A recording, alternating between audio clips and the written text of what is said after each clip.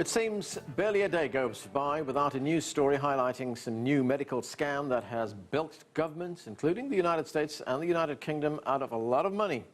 In one case, U.S. federal authorities arrested more than 100 healthcare providers and charged them with cheating government health services.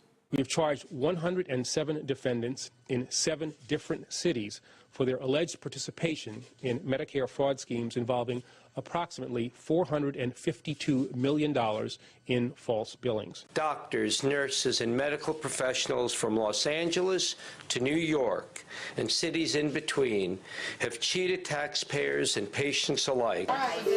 Individuals, doctors, phony providers, and criminal organizations have cashed in on the lucrative business of healthcare fraud.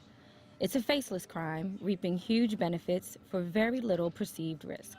The victims, the U.S. taxpayers, may not even know they're paying the price for these billion-dollar scams.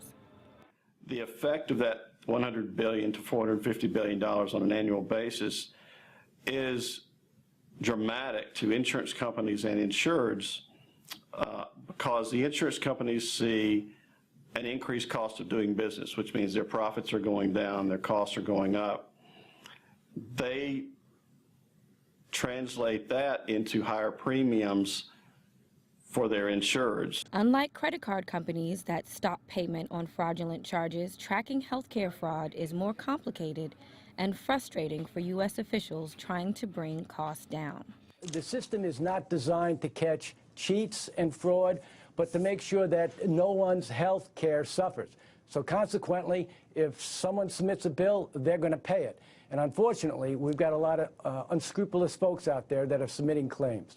Armed with new healthcare fraud prevention measures included in the Affordable Care Act, Attorney General Eric Holder and then Department of Health and Human Services Secretary Kathleen Sebelius have recovered some lost taxpayer dollars. Factoring the last fiscal year alone, civil and criminal healthcare fraud enforcement efforts by the Justice Department and HHS recovered nearly $4.1 billion in funds stolen or taken improperly from federal healthcare programs across the entirety of our country.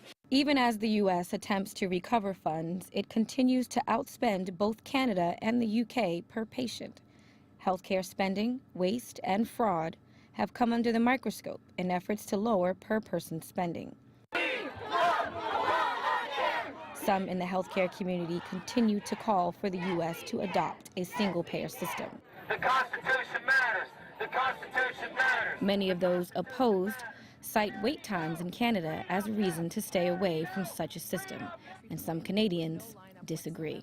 Sometimes it's not actually about the amount of resources that you have, but rather about how you organize people in order to use your queues most effectively. And that's what we're working to do, because we believe that when you try to address wait times, you should do it in a way that benefits everyone, not just people who can afford to pay. On average, how many Canadian patients on a waiting list die each year?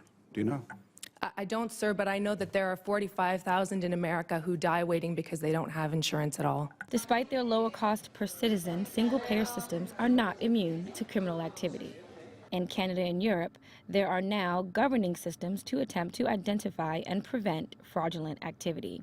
Relatively new organizations, founded in 2000 and 2005, respectively. Only time will tell how effective they will be at curbing theft and fraud in the healthcare system. Rukaya Najjar, CCTV. Ms. Brown. Joining us from Dallas to discuss how the European Union and Canada handle fraud is Paul Vinker and Heather Foster. Paul is the Managing Director of the European Healthcare Fraud and Corruption Network, and Heather is Chair of the Canadian Healthcare Anti-Fraud Association. They both join us from Dallas, and welcome to both of you. Good morning. Good morning. Heather, let's look at Canada for a start. You have a healthcare system that is in many respects the envy of the world, the so-called single-payer system. Everybody pays, everybody gets healthcare at a reasonable cost. But now you have the problem of healthcare fraud. How big is that problem?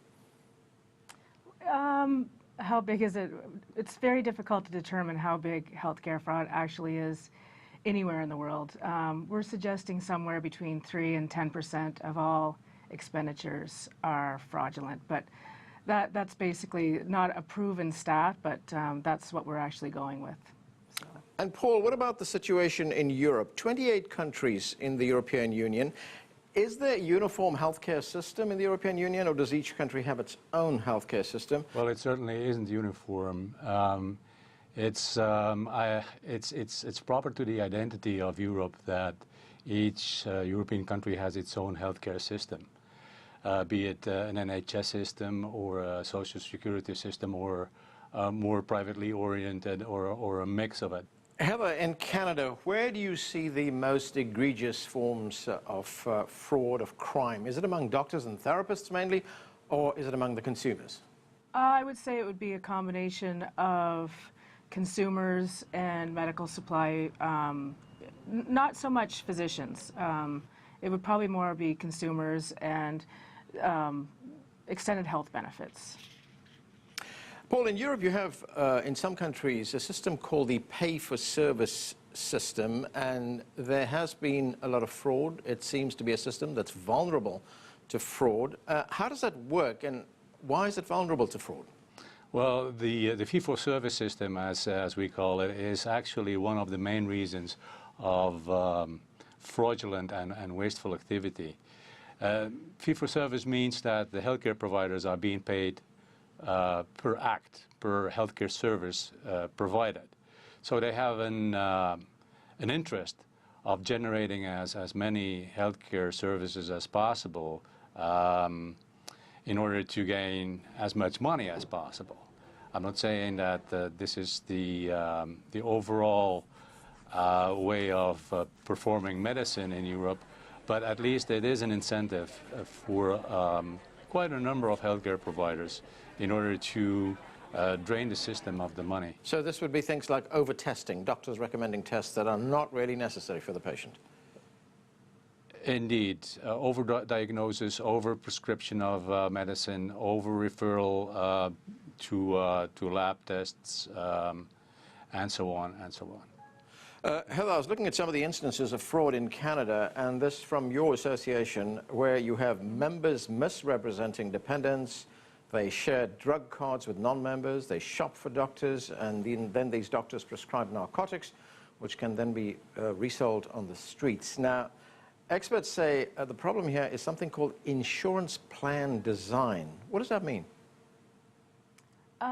Basically, when the insurance companies, the third-party payers and insurance companies set up their benefit plans, they will set up formularies for drugs, so there'll be specific drugs put on those formularies, as well as benefits. The employers that buy the group coverage will ask for certain benefits to be covered. So in that, there'd be a benefit plan that the employers would purchase on behalf of their employees. Paul, your group has also identified a phenomenon called healthcare shopping, which is one of the biggest types of fraud in Europe. Explain that to us. Any patient can choose to go to enter the healthcare system at any level possible, be it a general practitioner or straight to a lung function specialist, to shop around whenever they're not satisfied with the treatment they have given or the treatment suggested. It would help if the healthcare systems would install what we would call, and it's already in place in a number of countries, the unique medical record for each patient. So it would avoid redundancies and at least administrative inefficiencies. Right, we are going to take a break right now.